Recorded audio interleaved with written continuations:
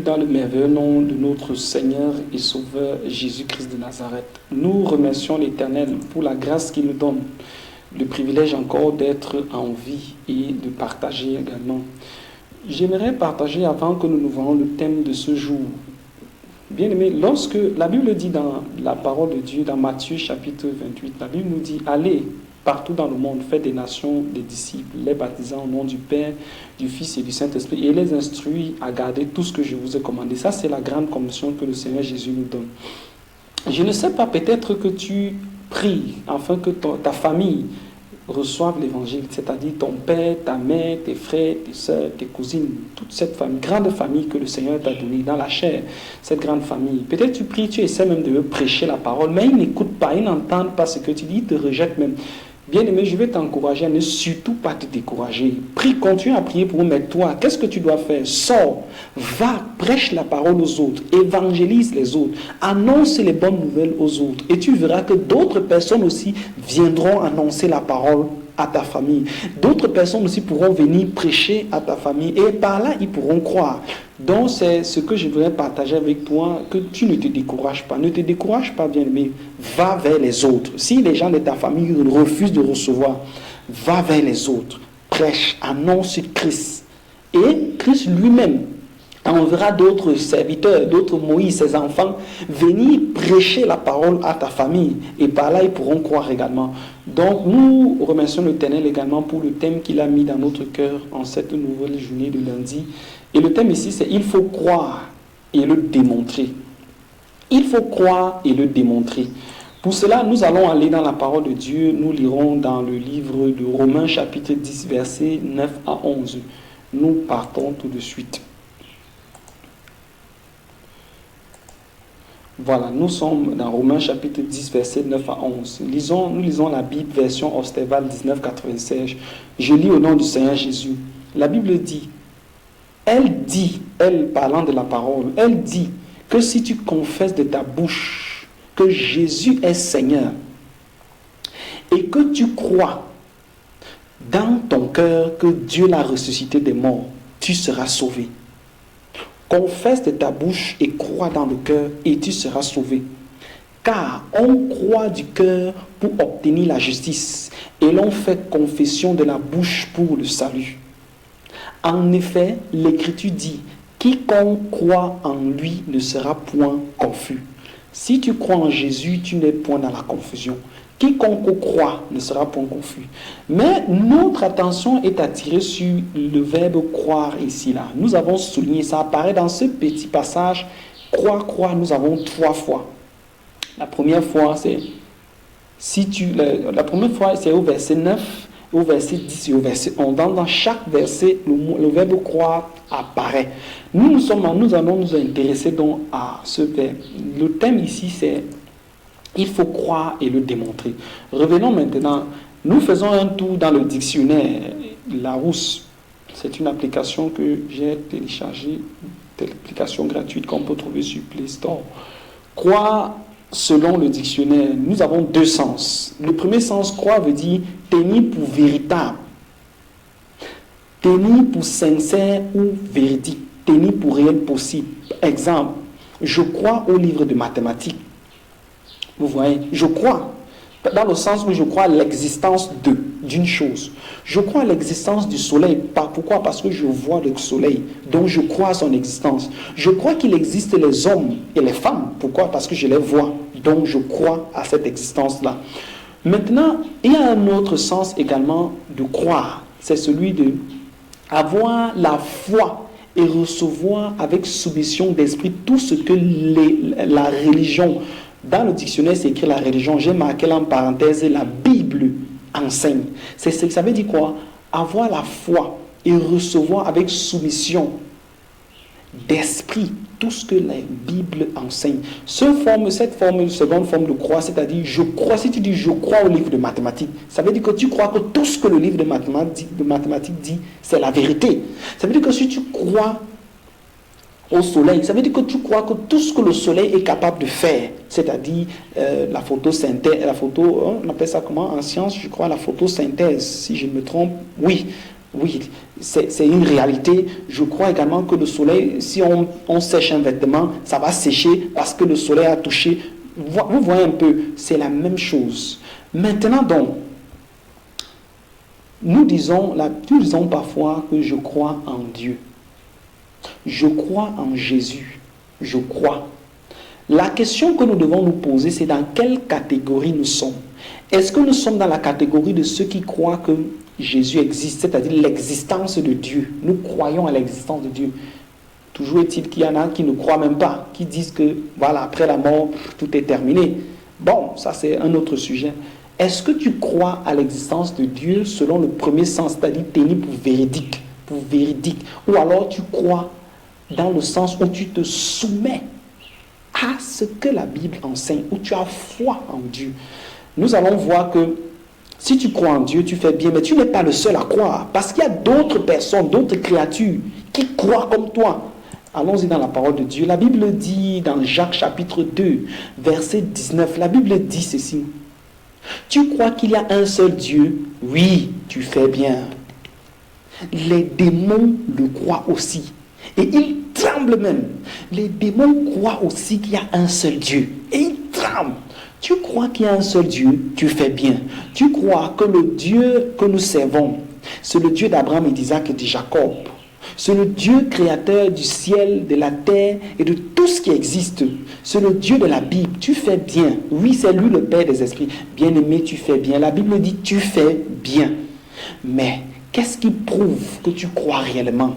Est-ce que tu es dans le premier sens, c'est-à-dire tu crois à son existence? Ou alors tu es dans le second sens où tu as foi et tu reçois avec soumission tout ce que la Bible enseigne? Il y a des gens qui disent ils croient en Dieu. Mais lorsque tu pars à l'église, tu le vois sur son téléphone. Tac, tac, tac, tac, tac. Avec qui il est en train de causer? Avec la femme de son prochain, avec qui il est en adultère. Il est à l'église, mais il est là, il cause. La Bible dit que les démons croient, ils tremblent même. Ça veut dire que quand la gloire de l'Éternel arrive, les démons commencent à fuir. Mais toi, tu es dans un endroit où on invoque même le nom du Seigneur Jésus. Tu ne te gênes pas. C'est-à-dire, tu prends ton téléphone, tu parcours tous les sites à caractère impudique, ou bien si tu es sur Facebook, tu regardes les images impudiques.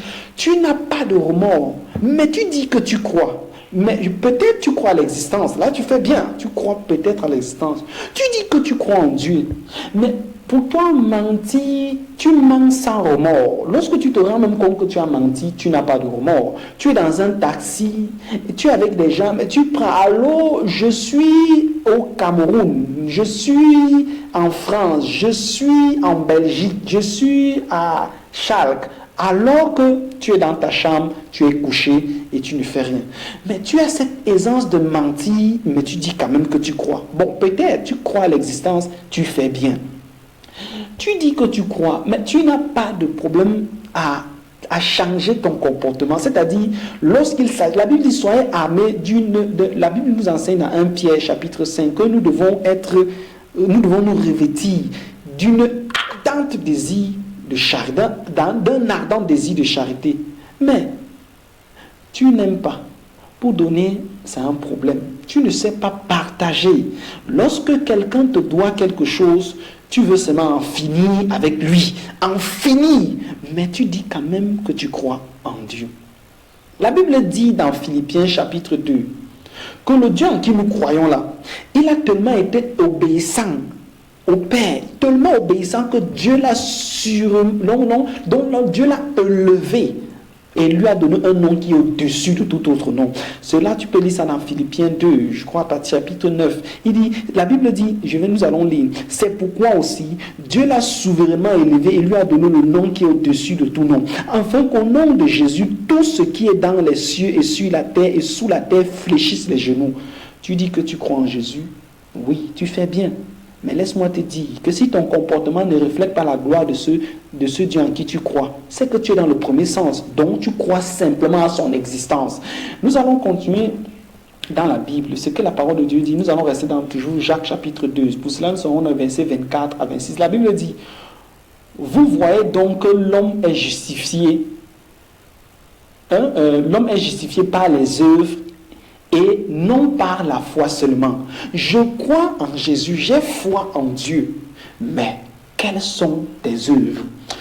De même aussi, Rahab la courtisane ne fut-elle pas justifiée par les œuvres lorsqu'elle reçut les messagers, il les fit sortir par un autre chemin. Lisons dans le verset 26, ce que le verset 26 dit. Car comme le corps sans âme est mort, comme le corps sans âme, c'est-à-dire, si on prend ton corps, on enlève ton âme, il n'y a plus rien. La foi sans les œuvres est morte. Quelles sont tes œuvres, bien-aimés? Est-ce que tu es toujours ce chrétien chiche? Est-ce que tu es toujours ce chrétien qui n'est pas compatissant? Lorsque tu vois ton frère est dans les problèmes, est-ce que tu es ce genre de chrétien qui te moque? C'est les chrétiens sensationnels qui ne partent qu'à l'église, qui partent à l'église parce que dans l'église, il y a toujours un sujet attractif. Un peu du genre, on a exposé tel a été exposé. Ce sont des choses comme ça qui te plaisent. Est-ce que tu es ce genre de chrétien qui dit qu'il croit en Dieu, mais ta vie ne reflète pas la gloire de Jésus? Quelles sont tes œuvres? Est-ce que tu es armé de cette grande charité? Est-ce que tu as le profond désir de te repentir? Le profond désir d'abandonner ton péché? Est-ce que tu as ce désir en toi d'être à l'image de ton Créateur? D'être à l'image de ton Seigneur? Est-ce que tu reçois Jésus comme étant ton simple sauveur?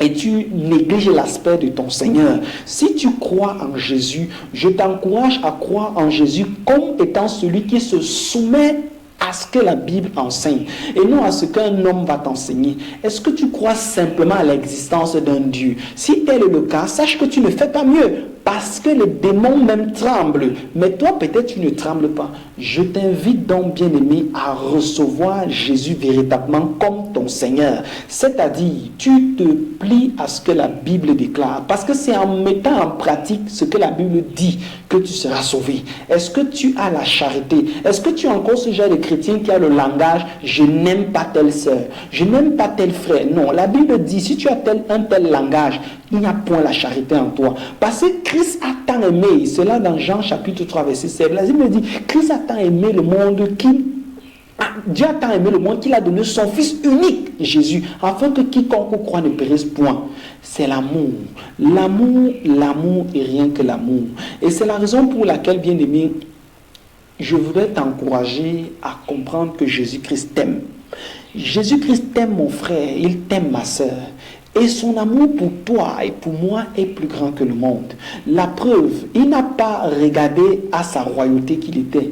Il n'a pas regardé au grand Dieu qu'il est. Il n'a pas regardé même à tous ces anges qu'il acclamait et qu'il adore. Mais il a revêtu l'entraille, il s'est revêtu d'un corps céleste. Il est descendu, il a porté sur la croix de Golgotha, il y a de cela plus de 2000 ans.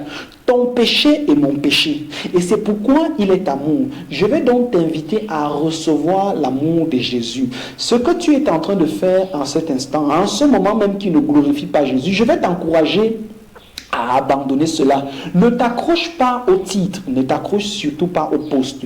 Renonce, bien-aimé, parce que le plus important, comme nous dit dans Ecclésias chapitre 7, verset 8, que vaut mieux la fin d'une chose que son commencement. Vaut mieux partir en étant boiteux et arriver en étant droit. Vaut mieux partir en vivant dans le péché et arriver en étant quelqu'un de délivré du péché. Parce que la Bible dit, tous ont péché et sont privés de la gloire de Dieu. Nous sommes des pécheurs. Nous bénéficions de la grâce imméritée de Jésus-Christ. Je vais donc t'encourager à toi qui es tenu par la drogue. Renonce, c'est une bonne chose de venir vers ton Seigneur. Dis-lui, papa, me voici, je suis terrassé par l'esprit de la drogue. Aide-moi, Seigneur. Parle-lui selon ton langage. Parle-lui selon ce qui vient de ton cœur.